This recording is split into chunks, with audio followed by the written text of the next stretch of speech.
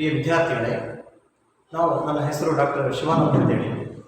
ಇವತ್ತು ನಾವು ರಾಜ್ಯಶಾಸ್ತ್ರದ ಪರಮಾಧಿಕಾರ ಎಂಬ ವಿಷಯದ ಬಗ್ಗೆ ನಾವು ಇಲ್ಲಿ ಚರ್ಚೆ ಮಾಡೋಣ.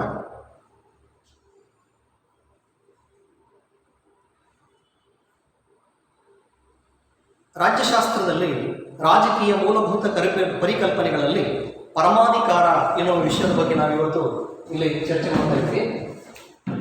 ಮೂಲಭೂತ ರಾಜಕೀಯ ಪರಿಕಲ್ಪನೆಗಳು, ಪರಮಾಧಿಕಾರ ಎಂಬ ವಿಷಯದಲ್ಲಿ ಪೀಠಿಕೆ, ಪರಮಾಧಿಕಾರದ ಅರ್ಥ, ವ್ಯಾಖ್ಯಾನಗಳು, ಪರಮಾಧಿಕಾರ ಪದದ ಉಗಮ ಮತ್ತು ಬೆಳವಣಿಗೆ, ಪರಮಾಧಿಕಾರದ ಲಕ್ಷಣಗಳು ಮತ್ತು ಉಪಸಂಹಾರವನ್ನು ನಾವು ಈ ಅಧ್ಯಾಯದಲ್ಲಿ ಅಧ್ಯಯನ ಮಾಡ್ತಾ ಇದ್ದೇವೆ.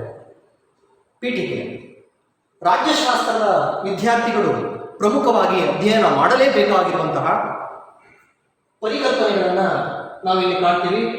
ಈ ಪರಿಕಲ್ಪನೆಗಳನ್ನು ಅಧ್ಯಯನ ಮಾಡಿದ್ರೆ ರಾಜ್ಯದ ಹುಟ್ಟು, ಬೆಳವಣಿಗೆ, ಕಾನೂನು, ಅಧಿಕಾರ, ಶಕ್ತಿಗಳ ಬಗ್ಗೆ ತಿಳುವಳಿಕೆ ಮತ್ತು ಪ್ರಜೆಗಳ ಹಕ್ಕು ಮತ್ತು ಕರ್ತವ್ಯಗಳ ಬಗ್ಗೆ ಅರಿವು ಉಂಟಾಗುತ್ತದೆ.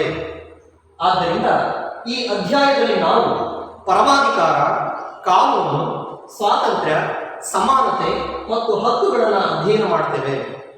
ರಾಜ್ಯಶಾಸ್ತ್ರದ ವಿದ್ಯಾರ್ಥಿಗೆ ಇಡೀ ರಾಜ್ಯವೇ ಪ್ರಯೋಗಾಲಯ ಎಂಬ ವಿಷಯವನ್ನು ಆಗಸ್ಟ್ ಕಾಮ್ಟಿಯವರು ಒಂದು ಕಡೆ ಹೇಳ್ತಾರೆ. ಹಾಗೆಯೇ ರಾಜ್ಯವನ್ನು ಅಧ್ಯಯನ ಮಾಡಬೇಕು ಅಂದರೆ ರಾಜ್ಯದ ಹುಟ್ಟು, ಬೆಳವಣಿಗೆ. ಆಗಸ್ಟ್ ಕಾಮ್ಟಿಯವರು ಒಂದು ವಿಚಾರವನ್ನು ವ್ಯಕ್ತಪಡಿಸ್ತಾರೆ. ರಾಜ್ಯಶಾಸ್ತ್ರದ ವಿದ್ಯಾರ್ಥಿಗೆ ಇಡೀ ರಾಜ್ಯವೇ ಪ್ರಯೋಗಾಲಯ ಅನ್ನುವಂಥ ವಿಚಾರವನ್ನು ಪ್ರಸ್ತಾಪ ಮಾಡಿದಾಗ ರಾಜ್ಯದ ಹುಟ್ಟು, ಅದರ ಬೆಳವಣಿಗೆ, ರಾಜ್ಯದ ಪ್ರಜೆಗಳ ಹಕ್ಕುಗಳು ಮತ್ತು ಅವರ ಬಾಧ್ಯತೆಗಳು, ಇನ್ನೂ ಹಲವಾರು ವಿಷಯಗಳನ್ನು ಅಧ್ಯಯನ ಮಾಡಿದಾಗಲೇ ರಾಜ್ಯಶಾಸ್ತ್ರದ ವಿದ್ಯಾರ್ಥಿಗೆ ಪರಿಪೂರ್ಣವಾದ ಅರಿವು ಉಂಟಾಗುತ್ತದೆ ಎಂಬ ವಿಷಯದ ಬಗ್ಗೆ ನಾವು ತಿಳ್ಕೋಬೇಕಾಗ್ತದೆ. ಪರಮಾಧಿಕಾರವು ರಾಜ್ಯಶಾಸ್ತ್ರದ ಮೂಲಭೂತ ಪರಿಕಲ್ಪನೆಯಾಗಿದೆ. ಪರಮಾಧಿಕಾರ ಅನ್ನುವಂಥದ್ದು ರಾಜ್ಯಶಾಸ್ತ್ರದ ಮೂಲಭೂತ ಪರಿಕಲ್ಪನೆ, ದಿ ಇಂಪಾರ್ಟೆಂಟ್ ಪೊಲಿಟಿಕಲ್ ಕಾನ್ಸೆಪ್ಟ್, ಹಾಗೂ ಇದು ರಾಜ್ಯದ ಮಹತ್ವದ ಅಂಗವಾಗಿದೆ.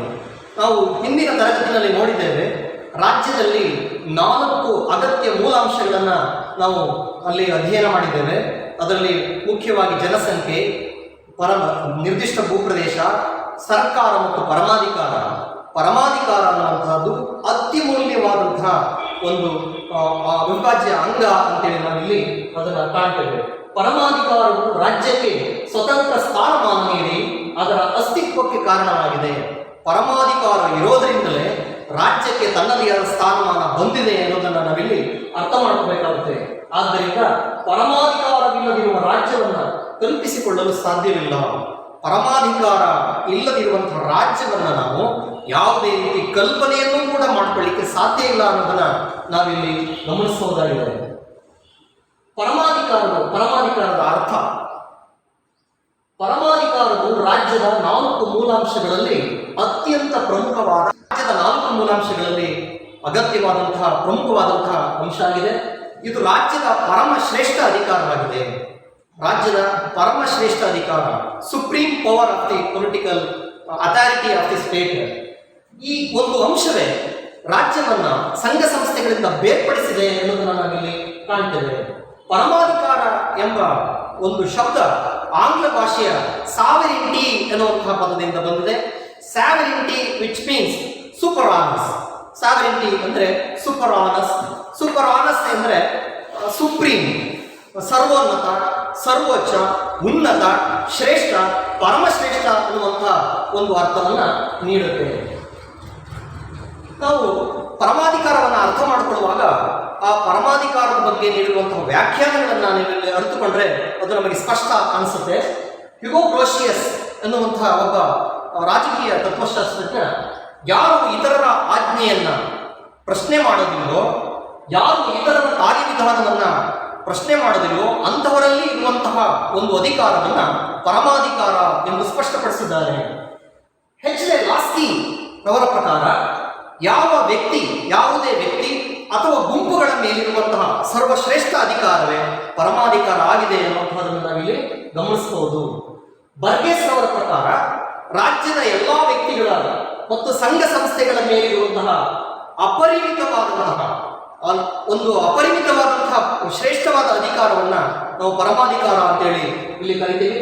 ಒಟ್ಟಾರೆ ಹೇಳಬೇಕು ಅಂದ್ರೆ ಪರಮಾಧಿಕಾರ ರಾಜ್ಯದ ಶ್ರೇಷ್ಠವಾದ ಅಧಿಕಾರ. ಪರಮಾಧಿಕಾರ ರಾಜ್ಯದ ಮೂಲಾಂಶಗಳಲ್ಲಿ ಅತ್ಯಮೂಲ್ಯವಾದಂತಹ ಮೂಲಾಂಶವಾಗಿದ್ದು, ಪರಮಾಧಿಕಾರವಿಲ್ಲದ ರಾಜ್ಯವನ್ನು ಕಲ್ಪನೆ ಮಾಡಿಕೊಳ್ಳಿಕ್ಕೆ ಸಾಧ್ಯವಿಲ್ಲ ಅನ್ನೋದನ್ನ ನಾವಿಲ್ಲಿ ಗಮನಿಸಬಹುದಾಗಿದೆ. ಈ ರಾಜ್ಯದ ಪರಮಾಧಿಕಾರವನ್ನ, ರಾಜ್ಯದ ಅತ್ಯಂಶ ಮೂಲಗಳಲ್ಲಿ ಒಂದಾದಂತಹ ಪರಮಾಧಿಕಾರದ ಉಗಮ ಮತ್ತು ಬೆಳವಣಿಗೆಯನ್ನು ತಿಳ್ಕೊಳ್ಳೋದಾದ್ರೆ, ಪರಮಾಧಿಕಾರದ ಪರಿಕಲ್ಪನೆಯನ್ನ ಪ್ರಪ್ರಥಮವಾಗಿ ಪರಿಚಯಿಸಿದವರು ಜೀನ್ ಬೋರ್ಡಿಂಗ್ ಅವರು. ಜೀನ್ ಬೋರ್ಡಿಂಗ್ ತಮ್ಮ ಗ್ರಂಥವಾದಂತಹ ರಿಪಬ್ಲಿಕಾದಲ್ಲಿ ಈ ಒಂದು ಆಂತರಿಕ ಪರಮಾಧಿಕಾರದ ಬಗ್ಗೆ ತಮ್ಮ ವಿಚಾರಗಳನ್ನು ಪ್ರತಿಪಾದನೆ ಮಾಡಿ ಆಂತರಿಕ ಪರಮಾಧಿಕಾರಕ್ಕೆ ಮೊದಲ ಪ್ರತಿಪಾದನೆಯನ್ನು ನೀಡಿದಂಥವರು ಹ್ಯೂಗೋ ಜೀನ್ ಬೋರ್ಡಿಂಗ್ ಅವರು. 15ನೇ ಶತಮಾನದಲ್ಲಿ ಇಂಗ್ಲೆಂಡಿನ ಥಾಮಸ್ ಹಾಬ್ಸ್ ಎನ್ನುವಂಥವರು ಪರಮಾಧಿಕಾರವನ್ನು ಅಭಿವೃದ್ಧಿಗೊಳಿಸಿ ಕಾನೂನುಬದ್ಧ ಪರಮಾಧಿಕಾರವನ್ನು ಪ್ರತಿಪಾದನೆಯನ್ನ ಮಾಡಿದ್ದಾರೆ. 1688ರ ವೈಭವದ ಕ್ರಾಂತಿ ಮತ್ತು 1789ರ ಫ್ರಾನ್ಸಿನ ಮಹಾಕ್ರಾಂತಿ ಈ ಕಲ್ಪನೆಗೆ ಹೊಸ ಆಯಾಮವನ್ನು ನೀಡಿದೆ. ನಂತರ ಈ ವೈಜ್ಞಾನಿಕವಾದಂತಹ ವ್ಯಾಖ್ಯಾನವನ್ನು ನೀಡಿದವರು ಜಾನ್ ಆಸ್ಟಿನ್ ಅವರು. ಜಾನ್ ಆಸ್ಟಿನ್ ಈ ಒಂದು ಪರಮಾಧಿಕಾರಕ್ಕೆ ವೈಜ್ಞಾನಿಕವಾದ ವ್ಯಾಖ್ಯಾನವನ್ನು ನೀಡಿರುವುದನ್ನು ನಾವಿಲ್ಲಿ ಗಮನಿಸಬಹುದು. ಜಾನ್ ಲಾಕ್ ಅವರು ರಾಜಕೀಯ ಪರಮಾಧಿಕಾರವನ್ನು ಪ್ರತಿಪಾದನೆಯನ್ನು ಮಾಡಿದ್ದಾರೆ. ಜಾನ್ ಲಾಕ್ ಅವರು ರಾಜಕೀಯ ಪರಮಾಧಿಕಾರವನ್ನು ಪ್ರತಿಪಾದಿಸಿದರೆ, ಫ್ರಾನ್ಸಿನ ಜೆ ರೂಸ್ ಅವರು ಜನತಾ ಪರಮಾಧಿಕಾರವನ್ನು ಪ್ರತಿಪಾದಿಸಿದ್ದಾರೆ. ಹೀಗೆ ಬಂದಂತಹ ಚಿಂತಕರು ಹ್ಯಾಗಲ್, ಜೆರೆಮಿ ಬೆಂಥಮ್ ಮತ್ತು ಮೇಕ್ಲ್ಯಾಂಡ್, ಡುಗಿಟ್, ಜೆಡಿಚ್ ಕೋಲ್ ಮತ್ತು ಮೆಕೈವರ್ ಇನ್ನೂ ಹಲವಾರು ಚಿಂತಕರು ಈ ಪರಮಾಧಿಕಾರದ ಬೆಳವಣಿಗೆಯನ್ನ ಮತ್ತಷ್ಟು ಬೆಳವಣಿಗೆಗೆ ಕಾರಣರಾಗಿದ್ದಾರೆ ಎಂದು ನಾವಿಲ್ಲಿ ಗಮನಿಸಬಹುದು. ಪರಮಾಧಿಕಾರದ ಲಕ್ಷಣಗಳು.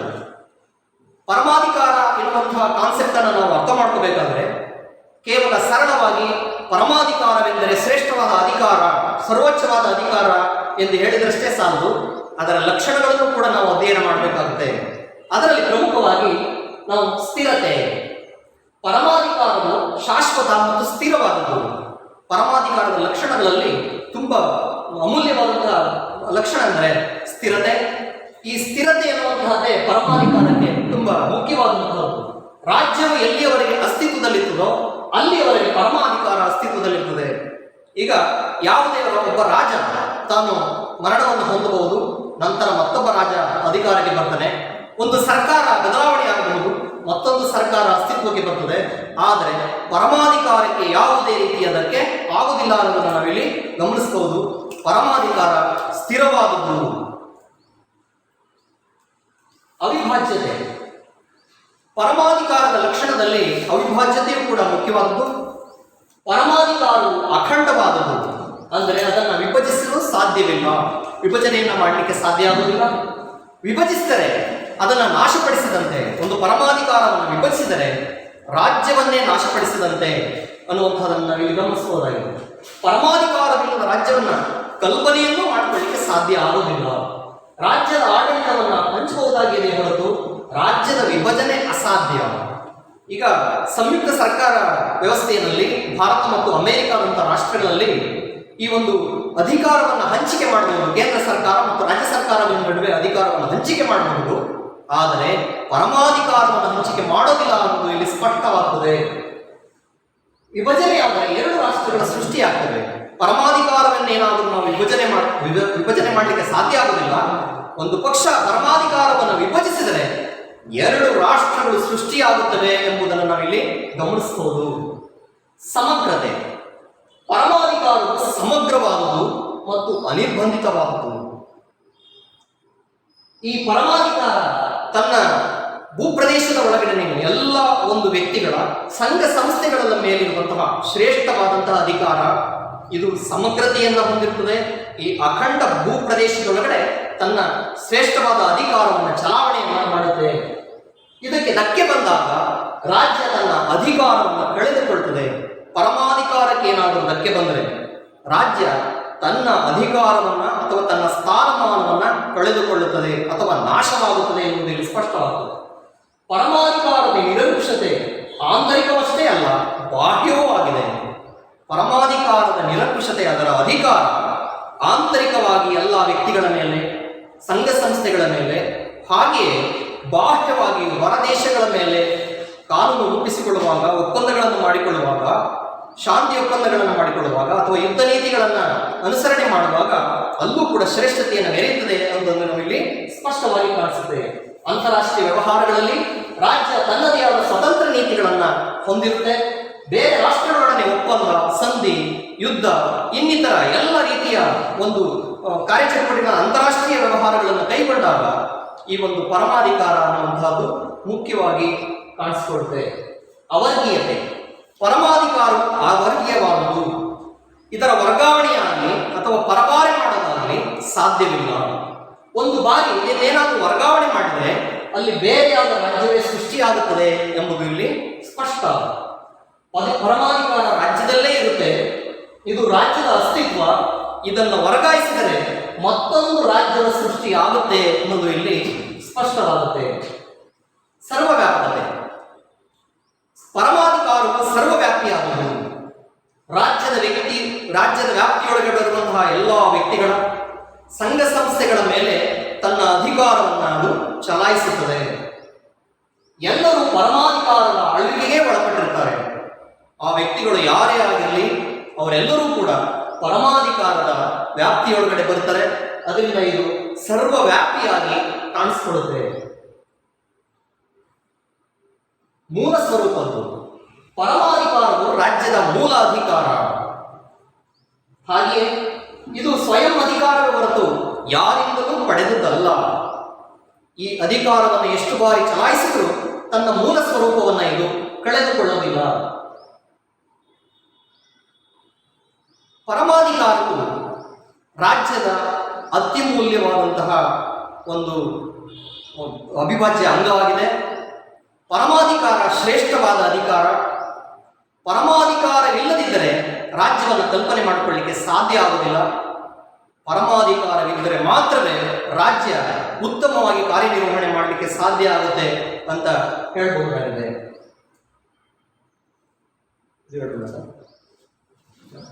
ಪರಮಾಧಿಕಾರ ಅನ್ನುವಾಗ ನಾವು ಪರಮಾಧಿಕಾರ ಅನ್ನುವಂತಹ ಪರಿಕಲ್ಪನೆಯನ್ನು ಅಧ್ಯಯನ ಮಾಡಿದ್ದೇವೆ.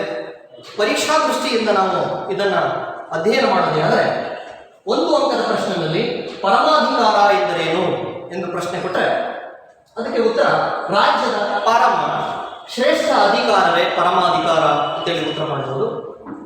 2, ರಾಜ್ಯದ ಅತಿ ಮುಖ್ಯ ಮೂಲಾಂಶ ಯಾವುದು ಅಂತ ಕೇಳಿದ್ರೆ ಉತ್ತರ ಆಗ ಪರಮಾಧಿಕಾರ ಅಂತೇಳಿ ಉತ್ತರ ಕೊಡಬಹುದು. 3, ಪರಮಾಧಿಕಾರದ ಮೂಲ ಪದ ಯಾವುದು ಅಂತ ಕೇಳಿದ್ರೆ ಉತ್ತರ ಪರಮಾಧಿಕಾರದ ಮೂಲ ಪದ ಲ್ಯಾಟಿನ್ ಭಾಷೆಯ ಸೂಪರಾನಸ್ ಎಂದರೆ ಸುಪ್ರೀಂ ಅಥವಾ ಪರಮಶ್ರೇಷ್ಠ ಎಂದರ್ಥ ಅಂತೇಳಿ ಉತ್ತರವನ್ನ ನೀಡಬಹುದು. ಪರಮಾಧಿಕಾರದ 2 ಸ್ವರೂಪಗಳಾವುವು ಅಂತ ಪ್ರಶ್ನೆ ಕೊಟ್ಟರೆ ಉತ್ತರ ಆಂತರಿಕ ಪರಮಾಧಿಕಾರ ಮತ್ತು ಬಾಹ್ಯ ಪರಮಾಧಿಕಾರ ಅಂತೇಳಿ ಉತ್ತರ ನೀಡಬಹುದು. 5, ಜೀನ್ ಬೋರ್ಡಿಂಗ್ ಬರೆದ ಪುಸ್ತಕವನ್ನು ಹೆಸರಿಸಿ ಅಂತೇಳಿ ಪ್ರಶ್ನೆ ನೀಡಿದಾಗ ಉತ್ತರ ದಿ ರಿಪಬ್ಲಿಕಾ ಅಂತ ಬರೆದ್ರೆ ಸಾಕಾಗುತ್ತೆ. 2 ಅಂಕದ ಪ್ರಶ್ನೆಗಳು.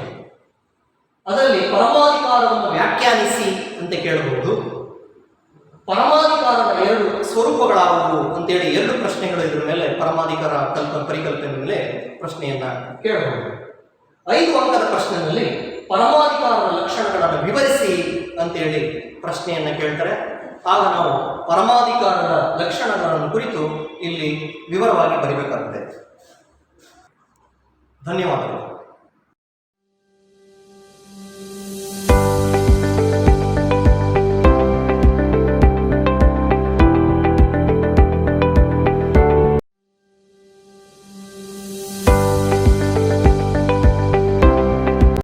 Welcome, dear political science students. I am Dr. Shivanand, lecturer in political science. I will take about sovereignty.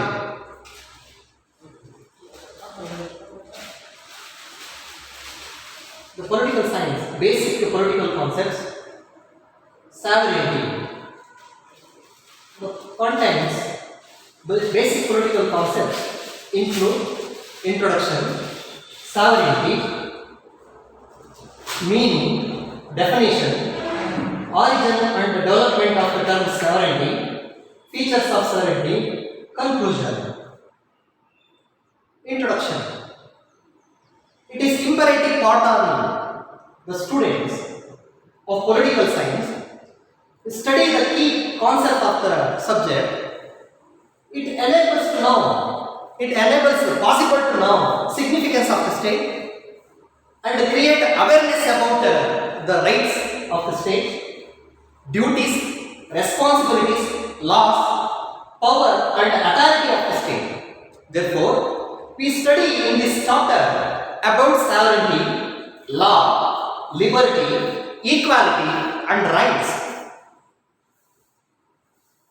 Sovereignty is the most important element of the state, important political concept of the state.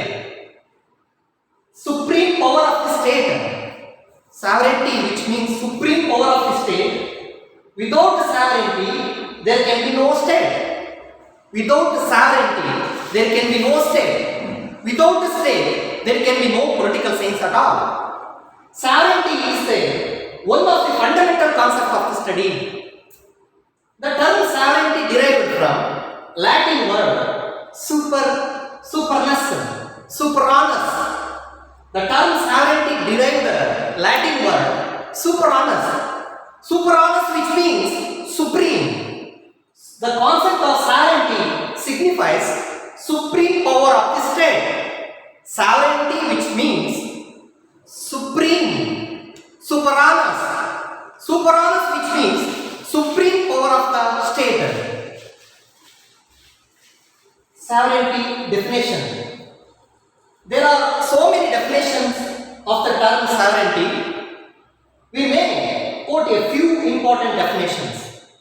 The political thinker Hugo Grotius says that sovereignty as the supreme political power, sovereignty as the supreme political power, vested in him whose wills cannot be overridden. ಪರಮಾಧಿಕಾರ ಎಂಬುದು Hugo ಗ್ರೋಷಿಯಸ್ ಅವರ ಪ್ರಕಾರ ಪರಮಾಧಿಕಾರ ಎಂಬುದು ಯಾರೂ ಪ್ರಶ್ನಿಸಲಾಗದಂತಹ ಅಧಿಕಾರ, ಯಾರೂ ಪ್ರಶ್ನಿಸಲಾಗದಂತಹ ವ್ಯಕ್ತಿಯಲ್ಲಿರುವ ಸರ್ವಶ್ರೇಷ್ಠವಾದ ಅಧಿಕಾರವೇ ಪರಮಾಧಿಕಾರ ಅಂತ ಹೇಳ್ತಾರೆ. According to Burgess, sovereignty is a virginal. According to Burgess, sovereignty is a virginal, absolute, unlimited power over the individual's subject and overall association of the subject. According to Burgess, sovereignty is the virginal, absolute and unlimited power. Professor Willoughby says that sovereignty is the supreme will of the state. Sovereignty is the supreme will of the state. ನಾವು ಈ ವ್ಯಾಖ್ಯಾನಗಳನ್ನು ಅಧ್ಯಯನ ಮಾಡಿದಾಗ ಪರಮಾಧಿಕಾರ ಎಂಬುದು ರಾಜ್ಯದ ಸರ್ವಶ್ರೇಷ್ಠ ಅಧಿಕಾರ, supreme power of the state. Sovereignty is original, absolute, ಇದು ಮೂಲ ಸ್ವರೂಪದ್ದು. ಒಟ್ಟಿನಲ್ಲಿ ಪರಮಾಧಿಕಾರ ಎಂಬುದು ರಾಜ್ಯದ ಇಚ್ಛೆಯೇ ಆಗಿದೆ. Origin and development of term sovereignty. The idea of sovereignty was discussed first by the French thinker Jean Bodin. Was discussed first by the French thinker Jean Bodin in his book De Republica, published in 1567. He defined sovereignty, supreme power over citizens and subject unrestrained by law. Jean Bodin recognized the importance of internal sovereignty. Jean Bodin propounded by internal sovereignty and Hugo Grotius developed external sovereignty. 17th century Thomas Hobbes of England, the further development concept and propounded legal sovereignty. And then the glorious revolution of 1688 and the French Revolution 1789 gave a new dimension of the concept of sovereignty. And English philosopher John Locke justified the two revolutions and criticized monarchy and its unlimited power. He is rightly considered as exponent political sovereignty, ರಾಜಕೀಯ ಪರಮಾಧಿಕಾರ. J.J. Rousseau, the French philosopher, propounded the concept popular sovereignty. J.J. Rousseau Janata ಪರಮಾಧಿಕಾರದ ಪ್ರತಿಪಾದನೆಯನ್ನ ಮಾಡ್ತಾರೆ. Later, on thinker like Hegel, Jeremy Bentham, H.J. Lasky, Maitland, J.D.H. Cole, MacIver, and others further development this concept. And then, aspect of sovereignty. The sovereignty of the state has two aspects. One of the internal sovereignty and then external sovereignty. Features of sovereignty. Sovereignty is the complex idea. There cannot be explained in simply word. Sovereign means supreme. Get more idea completed. The study of the features of the sovereignty. First one, absolute.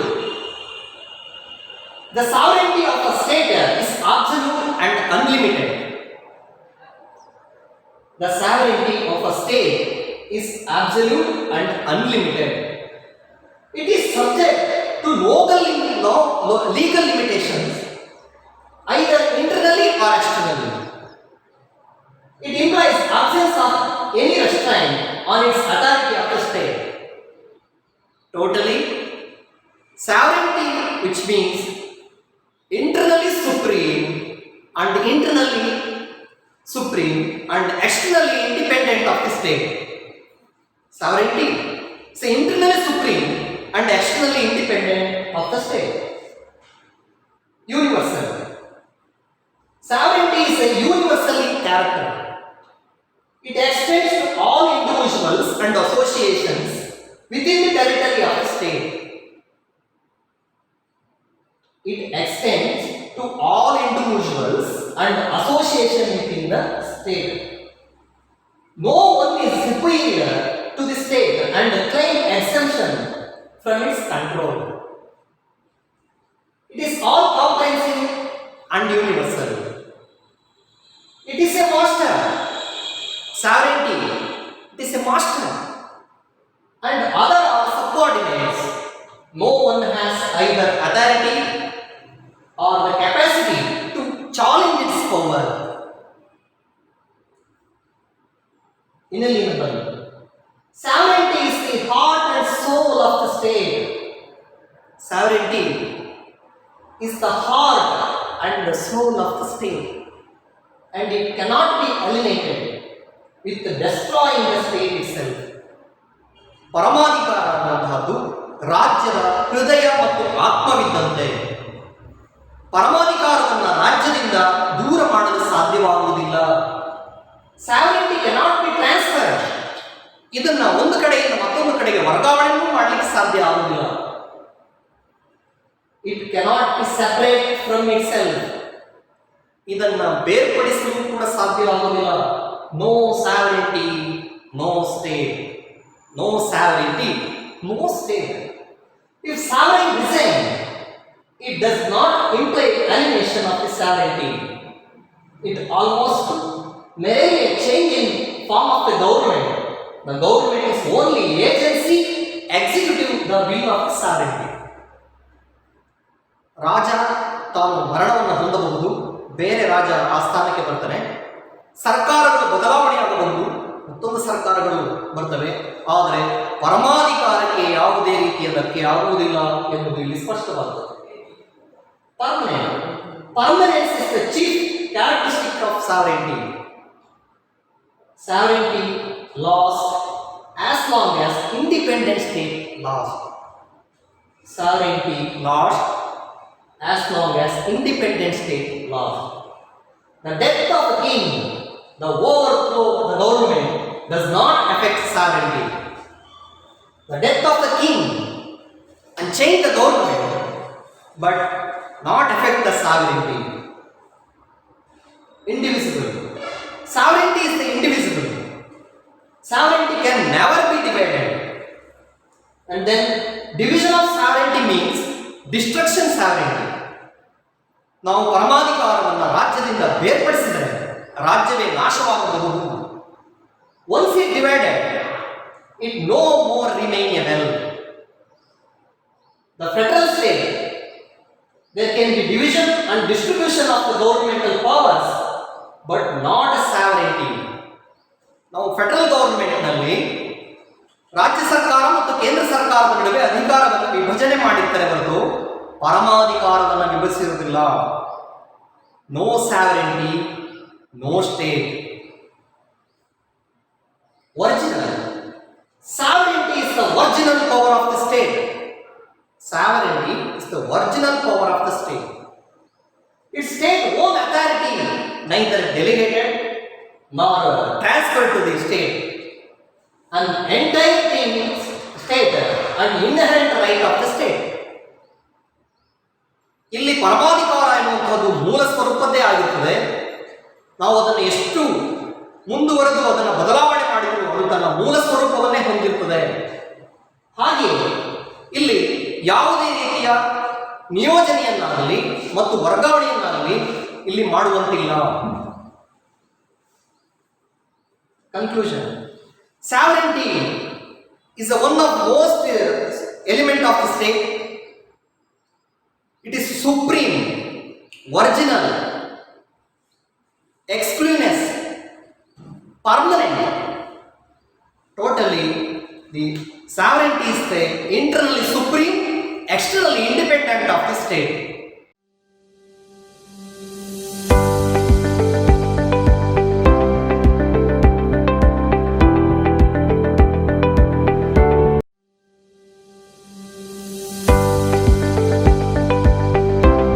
ಆತ್ಮೀಯ ವಿದ್ಯಾರ್ಥಿಗಳೇ, ನನ್ನ ಹೆಸರು Chandru T ಅಂತ, ರಾಜ್ಯಶಾಸ್ತ್ರ ಉಪನ್ಯಾಸಕರು, ಮಾದರಿ ಬಾಲಕಿಯರ ಪದವಿ ಪೂರ್ವ ಕಾಲೇಜು, ನಾಗಮಂಗಲ, ಮಂಡ್ಯ ಜಿಲ್ಲೆ. ನಾನಿವತ್ತು ಅಧ್ಯಾಯ 3 ಮೂಲಭೂತ ರಾಜಕೀಯ ಪರಿಕಲ್ಪನೆಗಳಲ್ಲಿ ಪರಮಾಧಿಕಾರ ನಂತರ ಬರುವಂತಹ ಈ ಕಾನೂನಿನ ಅರ್ಥ, ಕಾನೂನಿನ ವ್ಯಾಖ್ಯಾನಗಳು ಮತ್ತು ಕಾನೂನಿನ ವರ್ಗೀಕರಣ ಮತ್ತು ಕಾನೂನಿನ ವಿಧಗಳ ಬಗ್ಗೆ ಇವತ್ತು ನಾನು ನಿಮಗೆ ತಿಳಿಸಲಿಕ್ಕೆ ಬಯಸ್ತೀನಿ. ಮೊದಲಿಗೆ ಕಾನೂನಿನ ಅರ್ಥ. ಪ್ರತಿಯೊಬ್ಬರಿಗೂ ಚಿರಪರಿಚಿತವಾಗಿರುವಂತಹ ಈ ಕಾನೂನು ಸರ್ವವ್ಯಾಪಿಯಾದದ್ದು. ರಾಜ್ಯದ ನಿಯಮ ಮತ್ತು ನಿಯಂತ್ರಣಗಳೇ ಕಾನೂನುಗಳಾಗಿವೆ. ಇಂತಹ ಕಾನೂನುಗಳನ್ನು ರಚಿಸಿ ಜಾರಿಗೆ ತರುವಂಥ ಕೆಲಸವನ್ನು ಸರ್ಕಾರಗಳು ಮಾಡ್ತವೆ. ನೆಕ್ಸ್ಟ್ ಒನ್, ಕಾನೂನಿನ ಅರ್ಥ ವಿವರಣೆ. ಆಧುನಿಕ ಸರ್ಕಾರಗಳು ತನ್ನ 3 ಅಂಗಗಳಾದಂತಹ ಶಾಸಕಾಂಗ, ಕಾರ್ಯಾಂಗ ಮತ್ತು ನ್ಯಾಯಾಂಗಗಳ ಮೂಲಕ ನಿಕಟವಾದ ಮತ್ತು ಕಾಲಕಾಲಕ್ಕೆ ಬೇಕಾದಂತಹ ಕಾನೂನುಗಳನ್ನು ರಚನೆ ಮಾಡಿ ಜಾರಿಗೆ ತರ್ತವೆ. ಅದರಲ್ಲಿ ಮುಖ್ಯವಾಗಿ ಶಾಸಕಾಂಗವು ಶಾಸನಗಳನ್ನು ರಚನೆ ಮಾಡಿದರೆ, ಕಾರ್ಯಾಂಗವು ಆ ಶಾಸಕಾಂಗ ರಚನೆ ಮಾಡಿದಂತಹ ಶಾಸನಗಳನ್ನು ಕಾರ್ಯರೂಪಕ್ಕೆ ತರುತ್ತದೆ. ಅದೇ ರೀತಿ ನ್ಯಾಯಾಂಗವು ಶಾಸಕಾಂಗ ರಚನೆ ಮಾಡಿದ ಶಾಸನಗಳಿಗೆ ಅರ್ಥ ವಿವರಣೆಯನ್ನು ನೀಡಿ ತಪ್ಪು ಮಾಡಿದವರಿಗೆ ಶಿಕ್ಷೆ ಕೊಡುವಂಥ ಕೆಲಸವನ್ನು ಈ ನ್ಯಾಯಾಂಗ ನಿರ್ವಹಿಸುತ್ತೆ. ಮತ್ತು ಈ ನ್ಯಾಯಾಂಗವು ಪ್ರಜೆಗಳ ಹಕ್ಕುಗಳು ಮತ್ತು ಪ್ರಜೆಗಳ ಸ್ವಾತಂತ್ರ್ಯವನ್ನು ರಕ್ಷಣೆ ಮಾಡುತ್ತೆ. ನೆಕ್ಸ್ಟ್ ಒನ್, ಕಾನೂನಿನ ಶಬ್ದಾರ್ಥ ವಿವರಣೆ. ಈ ಕಾನೂನು ಎಂಬ ಕನ್ನಡ ಪದ ಲಾ ಎಂಬ ಇಂಗ್ಲಿಷ್ ಪದದ ಕನ್ನಡ ಅನುವಾದ. ಈ ಲಾ ಎಂಬ ಇಂಗ್ಲಿಷ್ ಪದವು ಟ್ಯುಟೋನಿಕ್ನ ಲ್ಯಾಗ್ ಎಂಬ ಪದದಿಂದ ಉತ್ಪತ್ತಿಯಾಗಿದೆ. ಲ್ಯಾಗ್ ಎಂಬುದು ಕಾನೂನಿನ ಮೂಲ ಪದವಾಗಿದೆ. ಲ್ಯಾಗ್ ಎಂದರೆ ನಿಶ್ಚಿತ ನಿಯಮ ಅಥವಾ ಏಕರೂಪ ಎಂಬಂತ ಅರ್ಥವನ್ನು ನೀಡುತ್ತದೆ. ಈ ಕಾನೂನಿನ ಅರ್ಥ ವಿವರಣೆಯ ಬಗ್ಗೆ ಕಾನೂನು ಎಂದರೇನು ಈ ಪದದ ಬಗ್ಗೆ ರಾಜಕೀಯ ತಜ್ಞರಲ್ಲಿ ಭಿನ್ನಾಭಿಪ್ರಾಯಗಳಿವೆ. ಒಬ್ಬೊಬ್ಬ ರಾಜಕೀಯ ಚಿಂತಕ ಒಂದೊಂದು ರೀತಿಯಲ್ಲಿ ಕಾನೂನಿನ ವ್ಯಾಖ್ಯಾನವನ್ನು ನೀಡ್ತಾರೆ. ಅದರಲ್ಲಿ ಮೊದಲಿಗೆ ಜಾನ್ ಆಸ್ಟಿನ್ ಪ್ರಕಾರ ನಿರ್ದಿಷ್ಟ ಶ್ರೇಷ್ಠ ವ್ಯಕ್ತಿಯು ಕನಿಷ್ಠ ವ್ಯಕ್ತಿಗೆ ನೀಡುವಂತಹ ಆಜ್ಞೆಯೇ ಕಾನೂನು.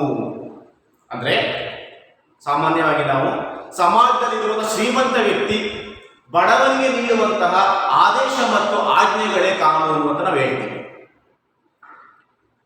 ನೆಕ್ಸ್ಟ್ ಒನ್, ಪ್ರೊಫೆಸರ್ ಆಲೈಟ್ ಪ್ರಕಾರ ಒಂದು ರಾಜಕೀಯ ಸಾರ್ವಭೌಮ ಅಧಿಕಾರ ಸ್ಥಾನದಿಂದ ಜಾರಿಗೆ ಬರುವ ಮಾನವನ ಬಾಹ್ಯ ಚಟುವಟಿಕೆಗಳಿಗೆ ಸಂಬಂಧಿಸಿದ ಸಾಮಾನ್ಯ ನಿಯಮಗಳೇ ಕಾನೂನು. ಪ್ರೊಫೆಸರ್ ಆಲೈಟ್ ಪ್ರಕಾರ ಒಂದು ರಾಜಕೀಯ ಅಂದ್ರೆ ಒಂದು ಸರ್ಕಾರ ತನ್ನ ಅಧಿಕಾರದಿಂದ ಜಾರಿಗೆ ತರುವಂತಹ ಮಾನವನ ಬಾಹ್ಯ ಚಟುವಟಿಕೆಗಳಿಗೆ ಸಂಬಂಧಿಸಿದ ಸಾಮಾನ್ಯ ನಿಯಮಗಳೇ ಕಾನೂನು. ನೆಕ್ಸ್ಟ್ ಇನ್ನೊಬ್ಬ ಚಿಂತಕ ಟಿ.ಎಚ್. ಗ್ರೀನ್ ಪ್ರಕಾರ ರಾಜ್ಯ ಜಾರಿಗೆ ತರುವಂತಹ ಹಕ್ಕು ಮತ್ತು ಕರ್ತವ್ಯಗಳ ವ್ಯವಸ್ಥೆಯೇ ಕಾನೂನು. ಟಿ.ಎಚ್. ಗ್ರೀನ್ ಪ್ರಕಾರ ರಾಜ್ಯ ಜಾರಿಗೆ ತರುವಂತಹ ಹಕ್ಕು ಮತ್ತು ಕಾನೂನುಗಳ ವ್ಯವಸ್ಥೆಯೇ ಕಾನೂನು. ಒಟ್ಟಿನಲ್ಲಿ ಕಾನೂನು ಅಂದರೆ ಮಾನವನ ಬಾಹ್ಯ ಚಟುವಟಿಕೆಗಳಿಗೆ ಸಂಬಂಧಿಸಿದ ಸಾಮಾನ್ಯ ನಿಯಮಗಳೇ ಕಾನೂನು ಅಂತ ನಾವು ಸಾಮಾನ್ಯವಾಗಿ ಹೇಳ್ತೀವಿ. ನೆಕ್ಸ್ಟ್ ಒನ್, ಪ್ರೊಫೆಸರ್ ಬೆಕೈವರ್ ಎಂಬಂತ ರಾಜಕೀಯ ಚಿಂತಕ ಕಾನೂನಿನ ವರ್ಗೀಕರಣವನ್ನು ಮಾಡಿದ್ದಾರೆ. ಮೊದಲಿಗೆ ಕಾನೂನು, ಈ ಕಾನೂನಿನಲ್ಲಿ ಮುಖ್ಯವಾಗಿ ಅವರು ಎರಡು ವಿಧಗಳನ್ನು ಗುರುತು ಮಾಡವ್ರೆ. ಅದರಲ್ಲಿ ಒಂದು ರಾಷ್ಟ್ರೀಯ ಕಾನೂನು ನ್ಯಾಷನಲ್ ಲಾ, ಮತ್ತೊಂದು ಅಂತಾರಾಷ್ಟ್ರೀಯ ಕಾನೂನು ಇಂಟರ್ನ್ಯಾಷನಲ್ ಲಾ. ಮತ್ತೆ ಈ ರಾಷ್ಟ್ರೀಯ ಕಾನೂನಲ್ಲಿ ಮತ್ತೆ ಎರಡು ವಿಧಗಳನ್ನು ಗುರುತು ಮಾಡವ್ರೆ. ಒಂದು ಸಂವಿಧಾನಾತ್ಮಕ ಕಾನೂನು ಕಾನ್ಸ್ಟಿಟ್ಯೂಷನಲ್ ಲಾ, ಮತ್ತೊಂದು ಸಾಧಾರಣ ಕಾನೂನು ಆರ್ಡಿನರಿ ಲಾ. ಮತ್ತೆ ಈ ಸಾಧಾರಣ ಕಾನೂನಲ್ಲಿ ಅವರು ಮತ್ತೆ ಎರಡು ವಿಧಗಳನ್ನು ಗುರುತು ಮಾಡವ್ರೆ. ಒಂದು ಸಾರ್ವತ್ರಿಕ ಕಾನೂನು ಪಬ್ಲಿಕ್ ಲಾ, ಮತ್ತೊಂದು ಖಾಸಗಿ ಕಾನೂನು ಪ್ರೈವೇಟ್ ಲಾ. ಮತ್ತೆ ಅವರು ಈ ಸಾರ್ವತ್ರಿಕ ಕಾನೂನಲ್ಲಿ ಮತ್ತೆ ಎರಡು ವಿಧಗಳನ್ನು ಗುರುತು ಮಾಡವ್ರೆ. ಒಂದು ಆಡಳಿತಾತ್ಮಕ ಕಾನೂನು ಅಡ್ಮಿನಿಸ್ಟ್ರೇಟಿವ್ ಲಾ, ಮತ್ತೊಂದು ಸಾಮಾನ್ಯ ಕಾನೂನು ಕಾಮನ್ ಲಾ. ಈ ರೀತಿ ಪ್ರೊಫೆಸರ್ ಮೆಕೈವರ್ ಅವರು ಕಾನೂನಿನ ವರ್ಗೀಕರಣವನ್ನು ಮಾಡಿದ್ದಾರೆ. ನೆಕ್ಸ್ಟ್ ಒನ್, ಕಾನೂನಿನ ವಿಧಗಳು. ಮೊದಲಿಗೆ ರಾಷ್ಟ್ರೀಯ ಕಾನೂನು ನ್ಯಾಷನಲ್ ಲಾ. ರಾಜ್ಯದ ಸರ್ವಶ್ರೇಷ್ಠ ಅಧಿಕಾರದಿಂದ ರಚಿಸಲ್ಪಟ್ಟು ರಾಜ್ಯದಲ್ಲಿ ವಾಸಿಸುವ ಎಲ್ಲ ಪ್ರಜೆಗಳು ಮತ್ತು ಸಂಘ ಸಂಸ್ಥೆಗಳು ತಪ್ಪದೆ ಅನುಸರಿಸಬೇಕಾದಂತ ಕಾನೂನೇ ರಾಷ್ಟ್ರೀಯ ಕಾನೂನು. ಈ ರಾಷ್ಟ್ರೀಯ ಕಾನೂನನ್ನ ಉಲ್ಲಂಘನೆ ಮಾಡಿದ್ರೆ ಪ್ರಜೆಗಳಿಗೆ ಶಿಕ್ಷೆ ಉಂಟು.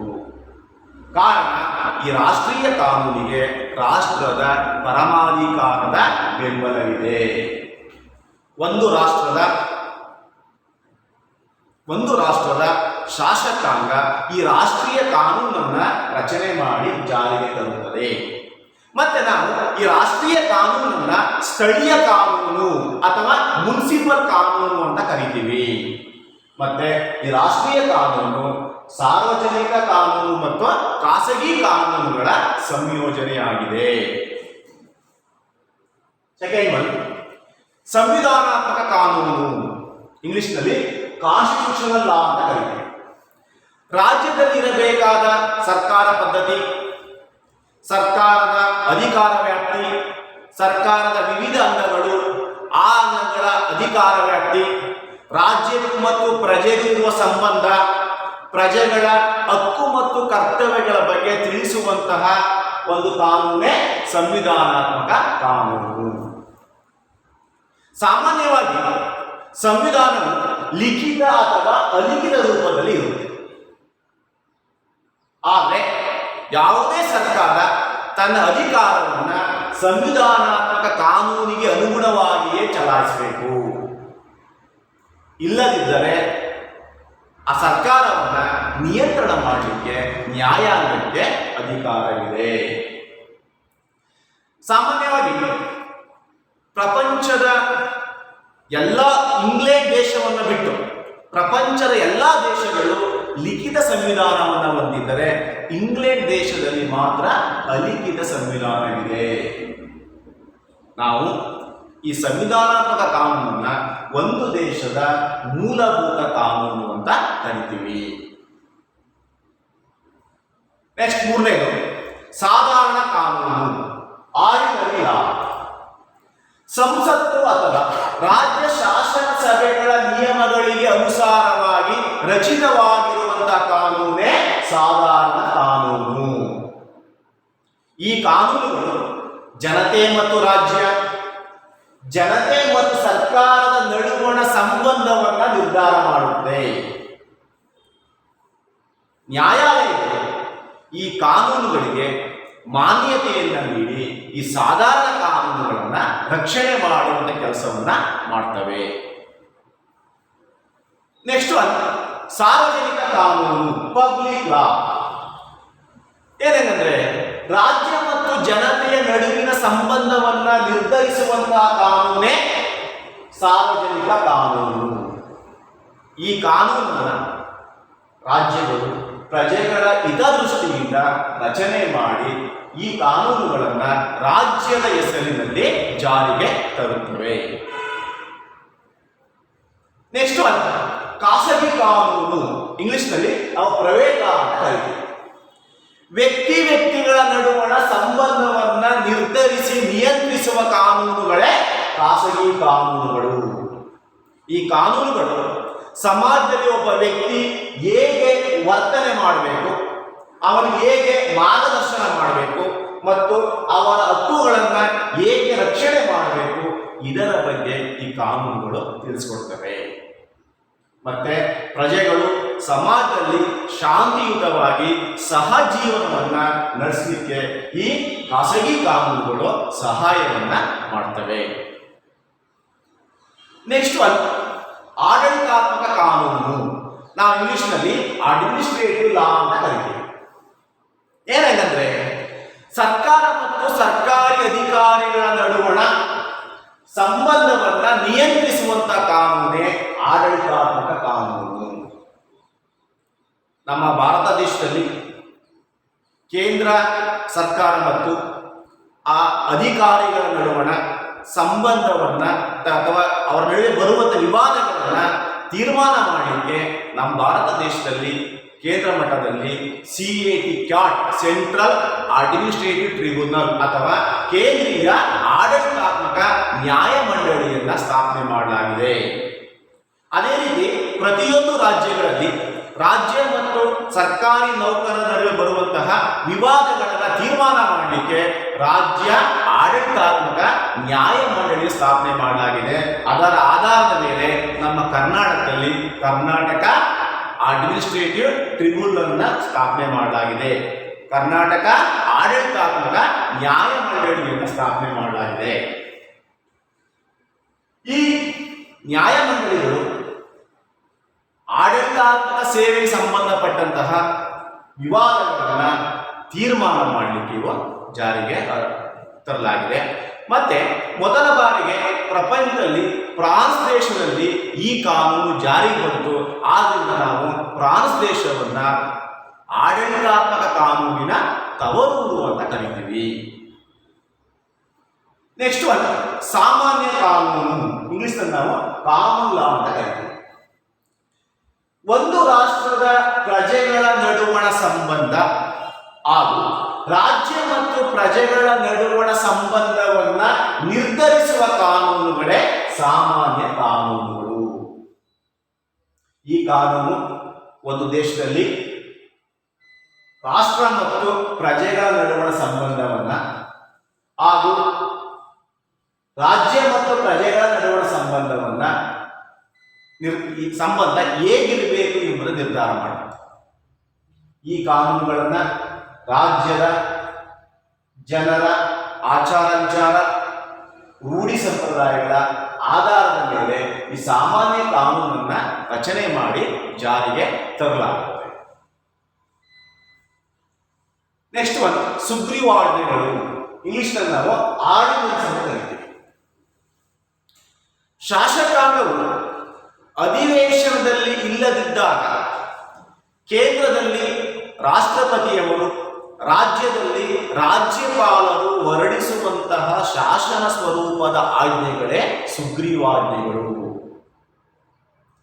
ಶಾಸಕಾಂಗವು ಅಧಿವೇಶನದಲ್ಲಿ ಇಲ್ಲದಿದ್ದ ಸಂದರ್ಭದಲ್ಲಿ ದೇಶದಲ್ಲಿ ಏನಾದರೂ ತುರ್ತು ಸಮಸ್ಯೆಗಳು ಉಂಟಾದಾಗ ಆ ಸಮಸ್ಯೆಗಳನ್ನ ನಿಭಾಯಿಸುವ ಉದ್ದೇಶದಿಂದ ಕೇಂದ್ರ ಮಟ್ಟದಲ್ಲಿ ರಾಷ್ಟ್ರಪತಿಯವರು, ರಾಜ್ಯಗಳಲ್ಲಿ ರಾಜ್ಯಪಾಲರು ಈ ಸುಗ್ರೀವಾಜ್ಞೆಗಳನ್ನು ಹೊರಡಿಸಿ ಜಾರಿಗೆ ತರ್ತಾರೆ. ಈ ಸುಗ್ರೀವಾಜ್ಞೆಗಳ ಅವಧಿ 6 ತಿಂಗಳುಗಳ ಕಾಲ ಮಾತ್ರ ಇದೆ. ನೆಕ್ಸ್ಟ್ ಒನ್, ಅಂತಾರಾಷ್ಟ್ರೀಯ ಕಾನೂನು. ನಾವು ಇಂಗ್ಲಿಷ್ನಲ್ಲಿ ಇಂಟರ್ನ್ಯಾಷನಲ್ ಲಾ ಅಂತ ಕರೀತೀವಿ. ರಾಷ್ಟ್ರಗಳ ನಡುವಣ ಸಂಬಂಧವನ್ನ ನಿರ್ಧರಿಸುವಂತಹ ಕಾನೂನುಗಳೇ ಅಂತಾರಾಷ್ಟ್ರೀಯ ಕಾನೂನುಗಳು. ಪ್ರಪಂಚದ ಪ್ರತಿಯೊಂದು ರಾಷ್ಟ್ರಗಳ ಅಂತಾರಾಷ್ಟ್ರೀಯ ಸಂಬಂಧವನ್ನ ಸ್ಪಷ್ಟಪಡಿಸುವ ಈ ಕಾನೂನುಗಳ ಮೂಲಕ ರಾಷ್ಟ್ರಗಳು ಪರಸ್ಪರ ಸಹಕಾರಯುತವಾಗಿ ಶಾಂತಿಯುತ ಸಹಜೀವನವನ್ನ ನಡೆಸಲಿಕ್ಕೆ ಈ ಕಾನೂನುಗಳು ಸಹಾಯವನ್ನ ಮಾಡ್ತವೆ. ಆದರೆ ಈ ಕಾನೂನುಗಳನ್ನ ಪ್ರಪಂಚದ ಪ್ರತಿಯೊಂದು ರಾಷ್ಟ್ರಗಳು ಪಾಲನೆ ಮಾಡದೇ ಇದ್ದಾಗ ಯಾವುದೇ ಶಿಕ್ಷೆಯನ್ನ ಕೊಡಲಿಕ್ಕೆ ರಾಷ್ಟ್ರಗಳು ಸಾಧ್ಯ ಇಲ್ಲ. ಕಾರಣ ಏನಪ್ಪ ಅಂದರೆ ಈ ಅಂತಾರಾಷ್ಟ್ರೀಯ ಕಾನೂನುಗಳಿಗೆ ಸಾಮಾನ್ಯವಾಗಿ ನಾವು ಯಾವುದೇ ಕಾನೂನಿನ ಮಾನ್ಯತೆಯನ್ನ ಕೊಟ್ಟಿಲ್ಲ. ಆದ್ರಿಂದ ಈ ಕಾನೂನುಗಳ ಉಲ್ಲಂಘನೆ ಮಾಡಿದ್ರೆ ಪ್ರಪಂಚದ ಯಾವುದೇ ರಾಷ್ಟ್ರಗಳು ಏನು ಮಾಡಲಿಕ್ಕೆ ಸಾಧ್ಯ ಇಲ್ಲ. ಆದರೆ ಈ ಕಾನೂನುಗಳ ಉಲ್ಲಂಘನೆ ಮಾಡಿದ್ರೆ ಏನು ಮಾಡ್ತಾರೆ ವಿಶ್ವಸಂಸ್ಥೆ ಕೆಲವು ನಿರ್ಬಂಧಗಳನ್ನ ವಿಧಿಸುತ್ತೆ. ಇದಿಷ್ಟು ಕಾನೂನಿನ ವಿಧಗಳು. ಕೊನೆಯದಾಗಿ ಮತ್ತೊಂದು ನೈತಿಕ ಕಾನೂನು, ಇಂಗ್ಲಿಷ್ನಲ್ಲಿ ಮಾರಲ್ ಲಾ ಅಂತ ಕರೀತೀವಿ. ಏನಾಗಿದೆ, ಶಾಸಕಾಂಗ ಶಾಸನಗಳನ್ನ ರಚನೆ ಮಾಡುವಾಗ ಮತ್ತೆ ನ್ಯಾಯಾಂಗವು ನ್ಯಾಯವನ್ನ ತೀರ್ಮಾನ ಮಾಡುವಾಗ ಕೆಲವು ಕಾನೂನುಗಳಿಗೆ ಆದ್ಯತೆಯನ್ನು ಕೊಡುತ್ತೆ. ಅವುಗಳೇ ನೈತಿಕ ಕಾನೂನುಗಳು.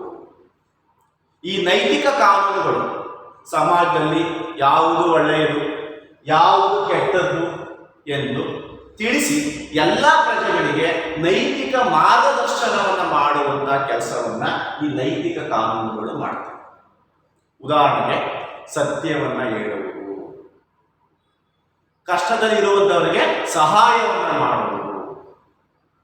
ಆದರೆ ಈ ನೈತಿಕ ಕಾನೂನುಗಳು ಸಮಾಜದ ಬೆಂಬಲವನ್ನ ಹೊಂದಿವೆ, ಆದರೆ ಯಾವುದೇ ಕಾನೂನಿನ ಬೆಂಬಲವನ್ನ ಹೊಂದಿಲ್ಲ.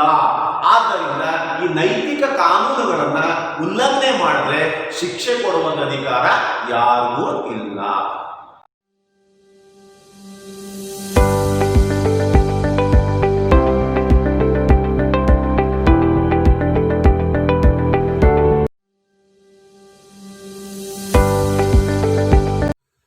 Dear students, let us discuss law in the third chapter, which is known as basic political concepts. In the basic political concepts, after the discussion of sovereignty, we have to discuss one more important concept, that is law. My dear students, when you come across law, before we are going to understand its meaning, we have to know something about what is the use of law in our routine. Dear students, without law, it is impossible to live our life easily in the modern era or modern life.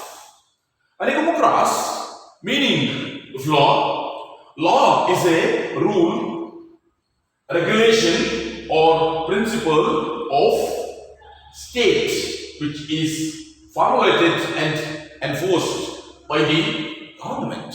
It's very simple. Law is always enforced by the government.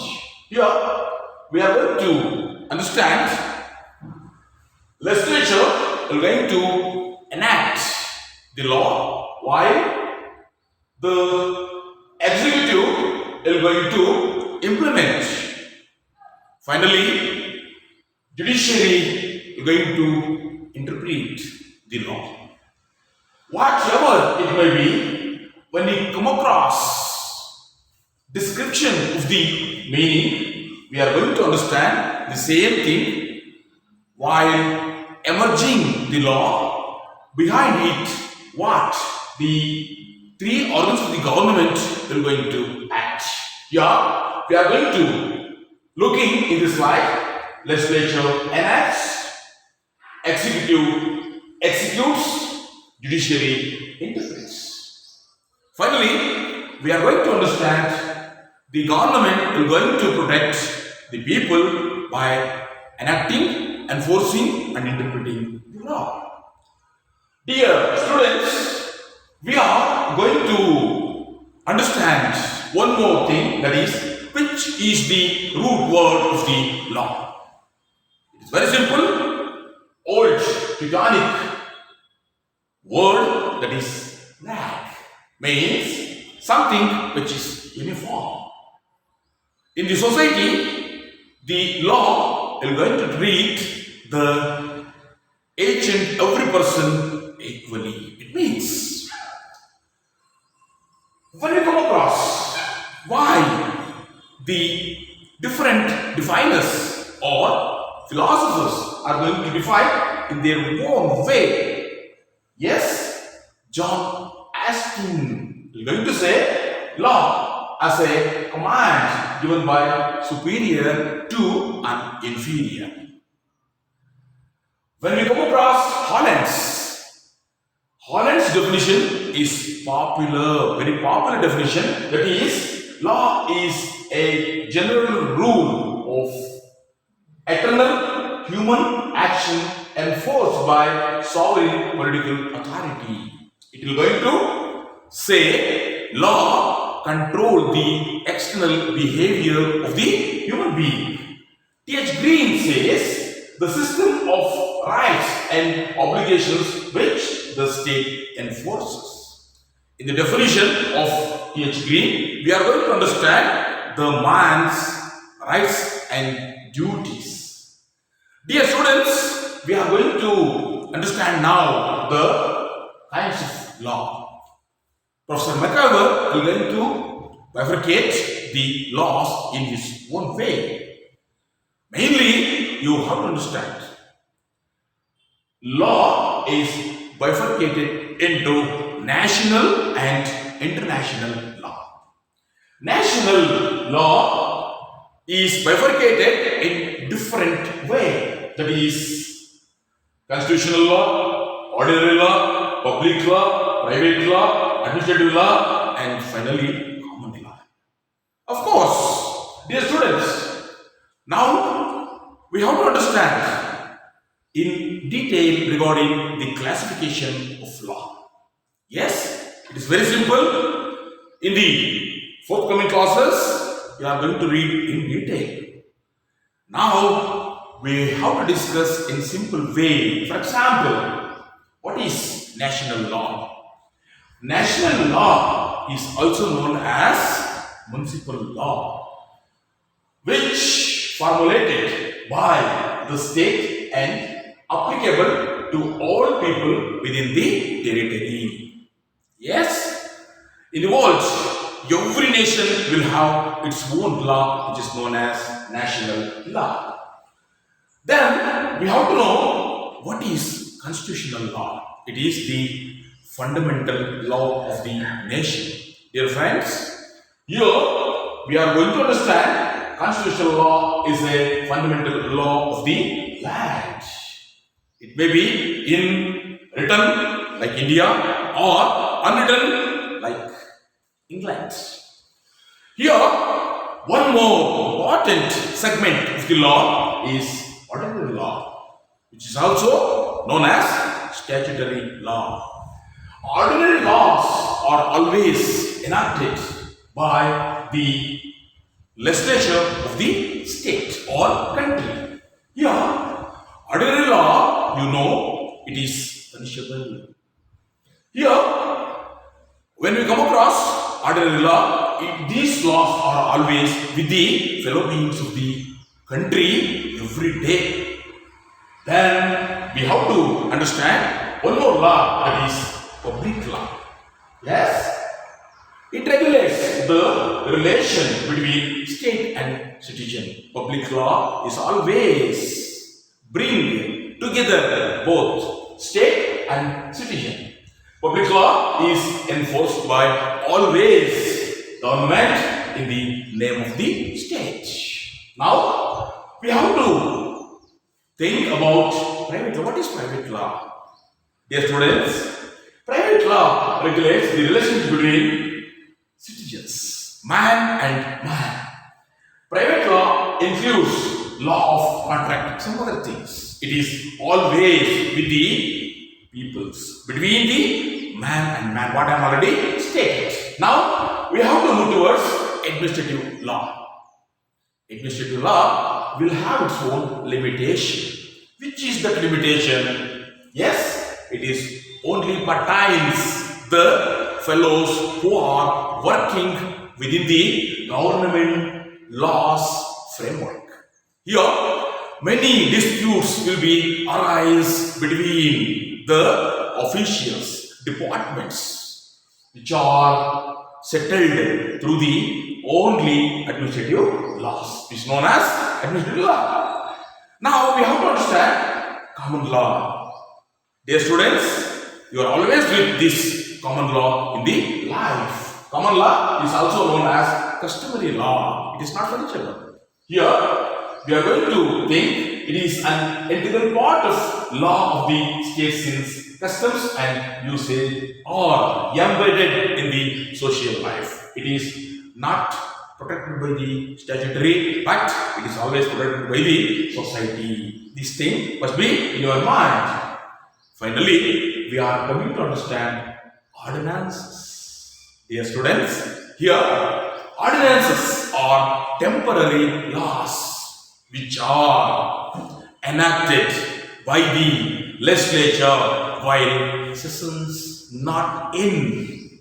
Here, see, the many situations are coming while our, what do we call, chief executives are going to implement or create these laws. Here, you are going to understand it is for the time being. Here, yes, we are going to fix 6 months. When you come across one more segment of the laws, that is international law. It is very simple. Which will be act between state and state, or nation and nation in the world, is known as international law. Dear students, many disputes will be arise between the business of the many nations of the world. These disputes will be settled only on the basis of with the what we call international law. You must be keep in your mind. Here we have to understand one more thing, that is moral law. It is always with the feelings, behavior, your activities of the society. With the society, here, yes, moral law is always based on your own morality. This thing is known as moral law. My dear students, I think you already understand what is the importance of law with the routine life. Thank you.